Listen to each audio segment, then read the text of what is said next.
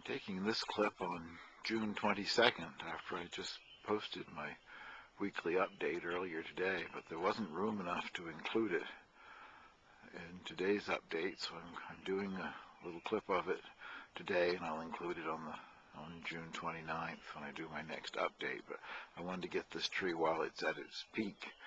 This is a purple 9-bark.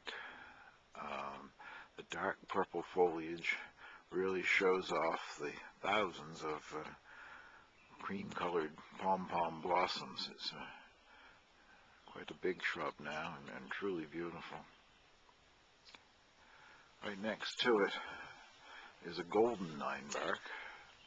It's also in bloom, but because of the color of the foliage, from a distance you hardly notice the blossoms. And these two shrubs are just directly behind my fenced-in rabbit area for my square-foot garden. Well, as I hoped would happen, I have blooms in the greenhouse this week, blooms on the tomato plants, and they have really grown, I don't know, perhaps close to a foot in the past week. I had to put in another layer of strings to hold them up, but the taller ones are the heritage variety black cherry, and I've got more of those in the greenhouse than I thought I had. I have two more. I thought this whole side was the other heritage variety's name. I can't recall right now. Anyway, regular sized tomato, short season tomato. But I guess I'm going to have more of the black cherries than I thought I would have.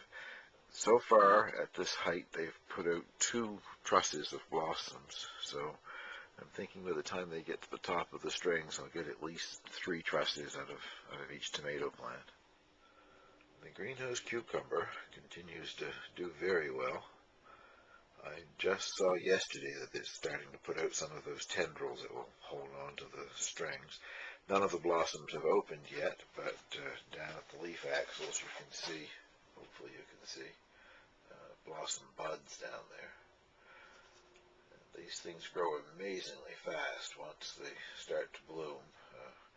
It's a hybrid, so every blossom is female. There's a cucumber behind every blossom. And they develop very quickly. I quite quickly have more cucumbers than I know what to do with. The red China eggplant also has blossom buds, but nothing has opened yet, perhaps in the next week or so. The ground cherry plants continue to grow very well with lots of blossoms. I just can't tell whether or not it's actually setting fruit. Once the blossom petals fall off, the little things left behind doesn't seem to fall off or anything, but there aren't any great growth taking place there, so I'm still a little bit skeptical whether or not they're setting fruit here in the greenhouse. I go around doing what I call tweaking blossoms, taking my finger and just pushing them back and forth in the greenhouse, because I leave the door open in the daytime, but you never know if there are enough bees or whatever getting in here to do pollinization, so I always do that to tomatoes with great success, but I can't determine if I'm having that same success with the ground cherries or not. I've just come out to the back garden to carry on making this video, and if you can see him or not, but my friendly bunny is sitting underneath of high bush blueberries, where he has nibbled off one of the branches, complete with green blueberries on it, and is eating the leaves off the branch. I'll let him do that. Just stay out of my vegetable garden. I know it's the same bunny. It's very strange. I don't know if you pick it up on the video or not, but all brown with a white spot right in the center of its forehead. Well, we've had a mostly wet week. Some sunshine, some fairly decent days, but as you can see from the rain gauge, we've had a little over 2.5 inches of rain this week. So compost tea watering has been out of the question. The garden hasn't needed water of any kind, so I'm hoping for some drier weather so I can start using the compost tea again. Well, the various kinds of brassicas have really enjoyed the wet weather, and I guess the compost tea and things that they got before. Looking very healthy and really developing to nice-sized plants. I do have some leaf damage. If I can zoom in on this particular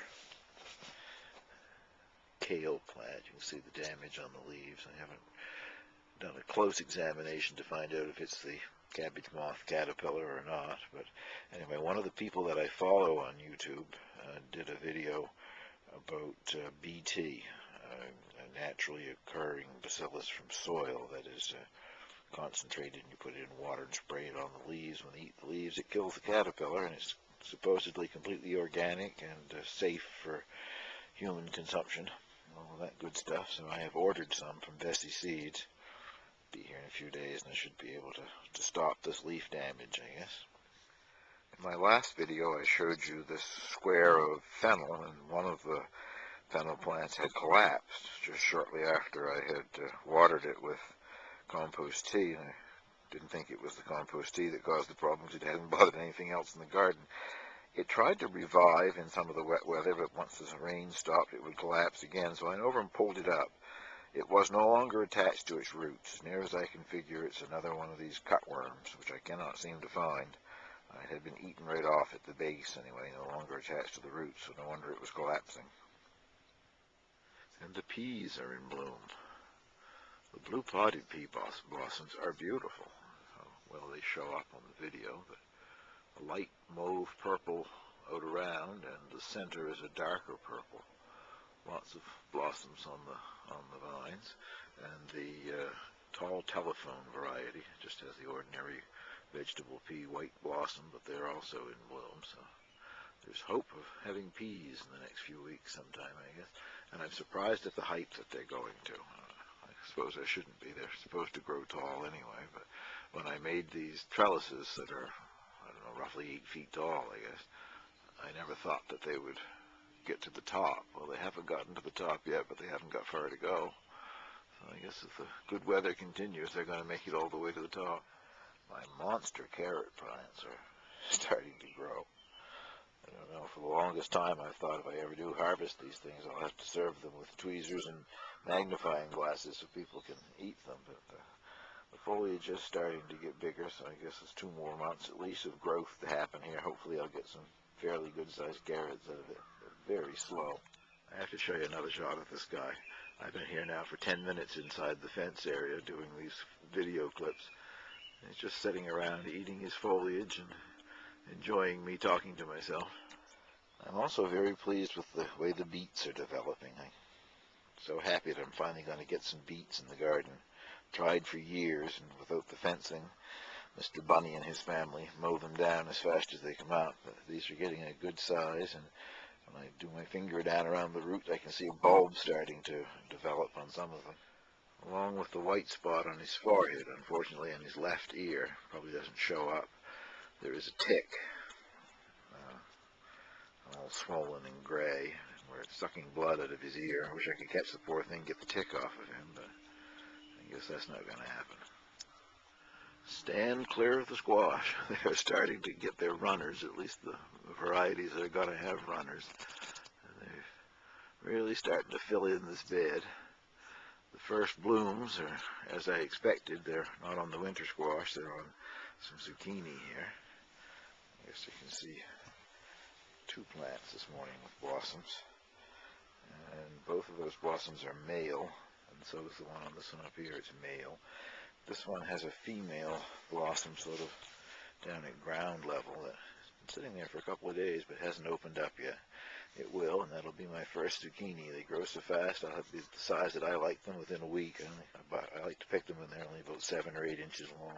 I'll finish this video clip off with a look at another clematis. This is Clematis tanjuki, which I guess is a species clematis. Obviously closely related to one that I showed you earlier. It grows up in my roadside garden called Clematis integrifolia hendersonii. The blossoms on the two are identical in shape. This lovely yellow one is the species, and the hendersonii has purple blossoms. This is something else that's growing just outside my kitchen door. It's been there for years. I really don't do anything to it other than every once in a while I pull off a lot of the dead stuff in the winter or fall. But these things just seem to want to grow on their own without any additional fertilizer or anything. That's why I love the clematis.